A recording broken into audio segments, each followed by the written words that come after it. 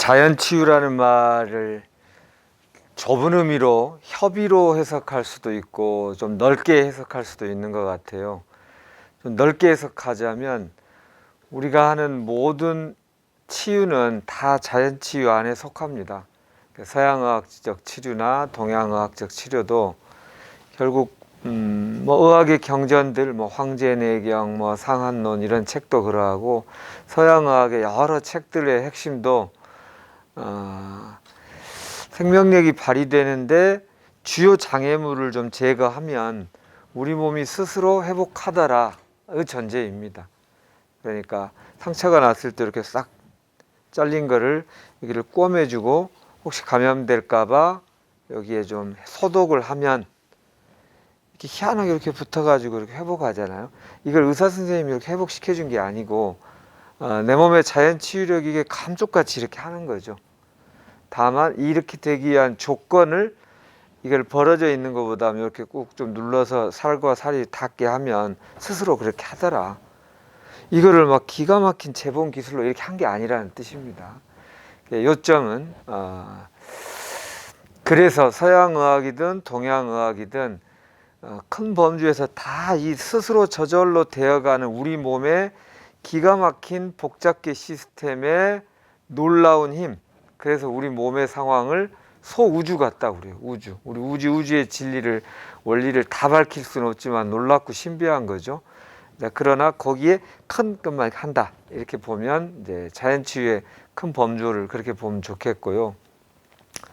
근데 이제 보통 경우는 자연치유는 협의로 많이 알려져 있어요.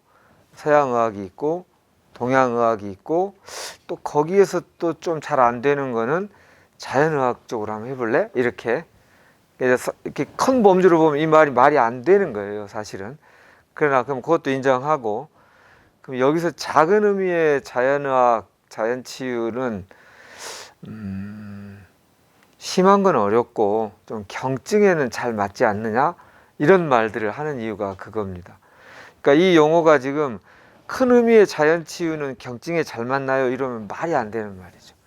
이 세상에 존재하는 모든 몸과 마음의 질병에 낫는 원리는 다 자연치유 원리입니다. 그 말이 성립 안 하는 질문이고, 이제 현재까지 알려져 있는 그런 것으로 질문하는 것이니까 이게 서로 용어의 차이가, 해석의 차이가 있을 수 있을 것 같아요. 저는 자연치유가 그 큰 범주의 그 원리를 좀 강조하고 싶습니다. 그래서 이 세상 모든 치료는 자연치유가 핵심이고, 그것을 장애물을 이렇게 또 조금씩 막아주는 방법의 차가 서양의학이냐 동양의학이냐입니다. 자, 이제 그 얘기는 정리하고, 암이라는 질병은 도대체 뭘까인데, 암이 급성병일까요? 만성병일까요? 네, 만성병입니다.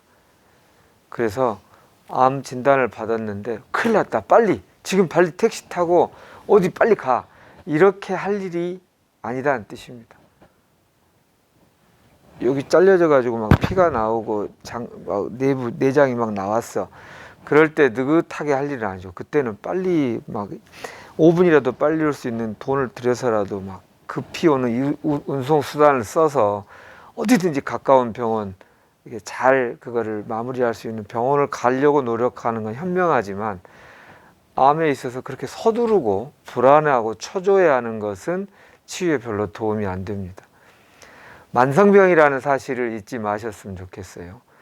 도대체 암의 본질이 뭐지? 뭐 때문에? 만성이라는 말은 생긴 게 오랫동안 쌓여서 됐다는 뜻이잖아요. 그리고 아무래도 오랫동안 쌓인 것이니까 단박에 치료되기는 좀 아무래도 어렵지 않겠어요? 암은 과학적으로 밝혀지기를 10년, 15년 정도에 주로 만들어졌다고 보죠. 그럼 낫는 것도 10년, 15년이 걸린다라고 말하는 게 일반적인 관점인데, 근데 또 너무나 다행히 한 1년, 3년만 잘하면 거의 완치되는 경우가 많습니다. 물론 그 과정 중에 치유라는 말에는 내 삶의 태도, 습관을 바꾼다는 것까지 포함하면, 그러니까 10년, 15년 동안 내 생명력과 반대로 가던 걸 1년, 3년을 진짜 몰입해서 하면은 치유가 돼요. 어쨌든 그러나 일주일 만에, 하루 만에 되는 병은 아닌 거죠. 두 가지 다 원인도 그러하고 치료도 좀 그러합니다. 그래서 적어도 1년, 3년 갈 길을 처음에 방향을 잘 가야 돼요. 엉뚱한 방향으로 1년, 3년을 가면 다시 뛰기도 와가지고 가야 되잖아요. 서두를 일이 아니에요. 아무데나 뛰어갈 일이 아니고 조금 늦게 출발하더라도 방향이 맞는 거를 보고 가는 게 좋다. 그래서 이런 유명한 말이 있잖아요. 중요한 건 속도가 아니라 방향이다. 특히 만성병은 그러합니다. 암에 대해서 이런 관점을 가지고 암에 대한 공부가 필요해요. 예전에 주마니아 님이 늘 하는 말이었죠. 어떤 직업군을 비하해서가 아니라 공인중개사 시험 보는데도 6개월, 1년간 하루에 10몇 시간씩 계속 공부하고 그렇게 해도 떨어질 때도 있고 그렇게 온 에너지를 다 쏟는데 암에 대해서 하는데 책 한 권도 잘 안 보고 한두 권만 보고 그냥 이렇게 하는 거는 좀 안 맞지 않느냐 이렇게 표현하는 것이 인상 깊었어요. 그러니까 우리는 고시 공부한다고 생각하셨으면 좋겠어요. 고시 공부한 사람들이 어느 정도 노력을 하는지 우리는 알잖아요. 그게 그냥 사법고시도 아니고 행정고시도 아니고 외무고시도 아니고 생명고시입니다. 생명고시. 그렇게 되면 일단 나를 불안하게 하는 이 암으로부터 자유로울 뿐 아니라 평생을 건강하게 사는 법을 배우는 자격증을 따는 것이다 할 수 있고요. 또 나와 내 가까운 가족들에게도 의미 있는 길 안내를 해줄 수 있는 자격증이니까 생명고시 따기 위해서 한 1년, 3년 공부하는 것은 아주 해볼 만한 일입니다. 지금 바깥에서 예전에 나도 모르게 그냥 사회의 흐름 속에서 막 좀 더 진급하고 조금 더 돈을 더 벌고 이거에 좀 하다가 갑자기 여기 와 있으면 위축되고 뒤지는 것 같고 그런 걱정이 있을 수 있다는 건 이해가 되지만 잠깐 그 정신없이 막 흘려가는 물결 속에서 잠시 멈추고 자, 이 길을 계속 가는 것을 맞나? 또 이 길을 가더라도 어떤 방식으로 가는 게 좋나를 1년, 3년 정도 멈추고 있는 시간이 결코 낭비가 아니다. 그래서 좀 차분하게 오히려 더 차분하게 생활하다 보면 그럴 시간을 내기가 어려운데 잘 됐다. 이번 계기로 내가 나답게 산다는 게 뭔지 한번 깊이 만나보고 앞으로의 삶은 정말 이렇게 살아보겠다. 이렇게 하면 된다고 생각합니다. 그래서 지금 질문하신 분의 얘기에 대해서 지금 과정은 다 잘 된 것 같다라고 얘기를 드리는데 동감하고요.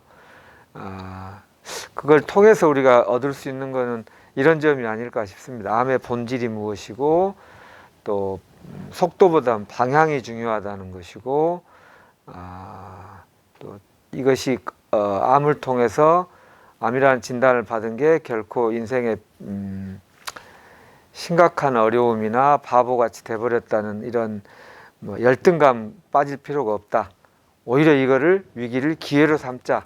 이걸 안다는 게 훨씬 중요할 것 같습니다.